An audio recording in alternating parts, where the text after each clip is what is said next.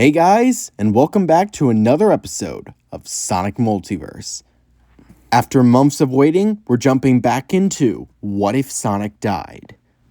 If you're not up to date on the story so far, I'd recommend watching a few of the previous parts. However, I admit this episode is somewhat self-contained, so do whatever you want. Anyway, let's jump right in. 50 years ago, Gerald Robotnik discovered an ancient robot known as a Gizoid. It possessed the unique ability to learn and adapt to any combat situation, and was powered by Chaos Emeralds. After researching it and discovering how dangerous it was, we decided to lock it away, never to be used again. Before Commander Tower could continue his briefing, he was interrupted by Agent Rouge the Bat. And by all that, you mean you couldn't get to work and just put it in storage, right, Commander? I'm not at liberty to say so, Agent Rouge. Regardless, a few days ago, Dr. Eggman broke into the base and stole the Gizoid away. Now we need you and your team to get it back. Shadow stood intently. I once pledged to destroy all the evil the Professor created. You can count on me, Commander. Omega chimed in. You said this machine possesses the ability to grow and adapt over time, correct? Yes, Sergeant. Do you have any input? Affirmative. We wait for the Gizoid to grow in power. That way, it will be a more significant opponent. I'm not going to dignify that with a response. Agent Rouge, you know it has to be done. Track it down and destroy it before it can become too dangerous. You got it, boss. Come on, boys. Let's get hunting. And with that, Team Dark headed out. Later that day, a black and red blur was racing around the mountainside just outside Central City. Of course, this figure was none other than Mighty the Armadillo, followed closely by his good friend, Ray the Flying Squirrel. So Mighty, where are we going now? Well, word is Sonic's new sidekick lives somewhere around here. Since it's been a while since we've seen Big Blue, I thought we'd drop in, say hi. You're right. It'll be great to catch up with Sonic again. Well then, let's get going. As the pair arrived at Emerald Town, they began looking around for their spiky blue friend, but they couldn't find him anywhere. But what they did find was trouble. Near the beach, the pair noticed a rotund scientist they recognized too well, Dr. Eggman. The doctor was leaving some machine nearby the shoreline. Useless piece of scrap. Stay here and rust for all I care. I don't understand why my grandfather found you so... Robotnik! Mighty addressed the scientist directly. What do you think you're doing around here? Robotnik looked at the two heroes. He rolled his eyes. Oh, you two again. The pitiful pacifist and his moronic sidekick. Hey, who are you calling a moron? Mighty's very smart. And I rest my case. Eggman looked to his discarded machine. Gizoid, here is your final order. Destroy these two for your master. The orange and tan machine didn't follow his orders, simply reciting the words, Show power, or I will not obey. Ah, not this again. You've been rambling this ever since I turned you on. Fine, I'll finish this myself. Mighty took a defensive position. You can still walk away, Eggman. We don't have to fight. Yeah, well, I think you know my choice. With that, multiple weapons sprung out of the Eggmobile as he began firing down at the two heroes.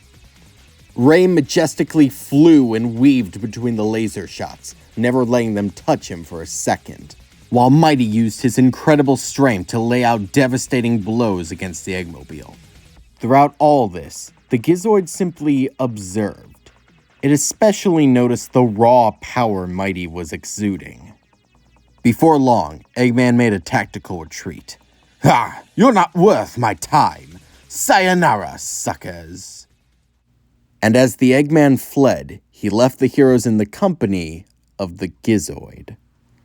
The heroes prepared themselves, expecting the machine to retaliate against them. But It did nothing. It simply watched them. Hey there, Mr. Robot. What are you doing? Ray, although he was trying to act brave, was feeling a bit nervous and began to shake slightly.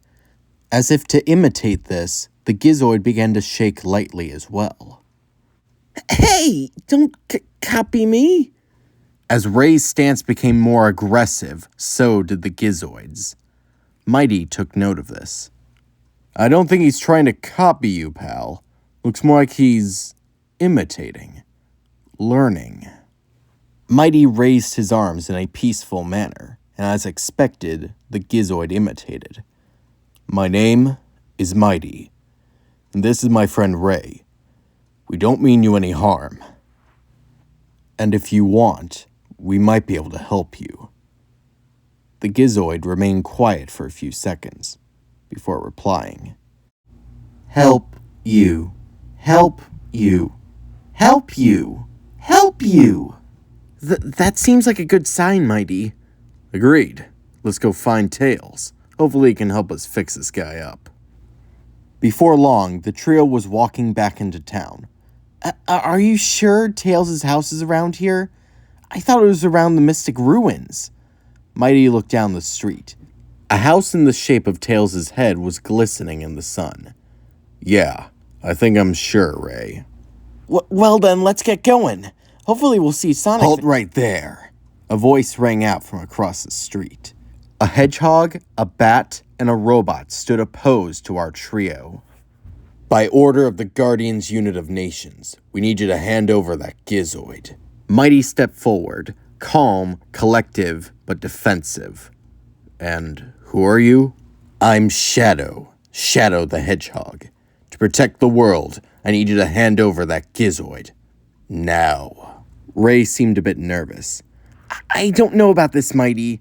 I mean, look at that robot they're walking around with. For all we know, he could be working for Robotnik. Agreed. Listen, I don't want to fight, but until we know what's going on, this Gizoid, as you called it, is staying with us. Well then, so be it. Without hesitation, Shadow leaped into action, firing a Chaos Spear at Mighty. The armadillo's shell absorbed most of the damage, but he was briefly stunned. Sorry, but I can't let you get in my way. Mighty retaliated by grabbing Shadow and throwing him into a nearby building. No hard feelings. Come on, Ray, let's get out of here. But when Mighty looked over, he saw Ray was already engaged in aerial combat with Rouge the Bat. As for the Gizoid, it was completely still. It had no idea what was even going on. This gave Omega the perfect opportunity. He loaded his guns and prepared to fire down on the machine. But as the bullets began to spray, Mighty jumped in the way of the rounds, blocking them all with his hard shell. Meanwhile, Shadow returned to his feet, unveiling a Chaos Emerald. He intended on using Chaos Control to stop this fight here and then and destroy the Gizoid. But as he began to enunciate the words, Chaos, Ray suddenly flew by, knocking the emerald out of his hand. Before Shadow could grab the emerald once more, Mighty sucker punched Shadow in the gut. Shadow gritted his teeth before returning the favor with a kick right to the face. The pair continued to fight hand to hand. Mighty was stronger, but thanks to Shadow's speed, he began dodging some of his more deadly punches. Just stand down already. Sorry, can't do that, Hedgehog. What does the Gizoid even mean to you? What does he mean to you? That Gizoid was experimented on in the same lab that created me. It's my duty to protect the world from threats like him. Mighty countered. Have you ever considered maybe he could be a protector? For the first time throughout the fight, Shadow looked at the Gizoid he was trying so desperately to capture. It wasn't doing anything. Nothing threatening anyway. For but a moment, Shadow began to question himself. The armadillo did have a point. They both came from the same place. Is it possible that this Gizoid had a potential for good as well? Shadow asked himself, what would Maria do? Before loudly declaring, Team Dark, stand down. Let's hear him out. Both groups began discussing the situation. And that's when Eggman left this machine on the beach. We were hoping Tails could give us some answers on it. Very well. Let's give this Gizoid a chance to prove itself. The group looked back at the Gizoid. It was admiring the Chaos Emerald Shadow had dropped earlier, when suddenly, in a flash of light, the emerald disappeared, being absorbed into the body of the Gizoid. Chaos Emerald acquired. Programming partially restored. Thank you. Well, that's definitely different. Before he was just copying what we said. Shadow pondered for a second. Seems that he's powered by Chaos Emeralds. Something tells me he won't be at full strength until he has all 7. Well, then, what are we waiting for? Replied Ray. Why don't we get Emerald some more emeralds? Wait, what did you just call him? Well, he's powered by Chaos Emeralds, so Emerald. Fair enough. Say, Sonic was always pretty good at getting the Chaos Emeralds. Why don't we just ask him? Shadow looked mournfully at the two heroes. About that, I should get you up to speed on a few things. Rouge, begin hunting for the Chaos Emeralds. We'll join you soon. Sure thing, handsome. Sounds a lot better than hunting down a robot anyway. And with that, Rouge flew off to go find the Chaos Emeralds, as Shadow explained the unfortunate events of Sonic's departure. And this is where we'll be leaving this what if for right now. But don't worry, we'll be continuing the Sonic Battle adaptation next time. So, what do you think is going to happen? Leave your thoughts in the comments below. I'm ComicFan13, and I hope you have a good day.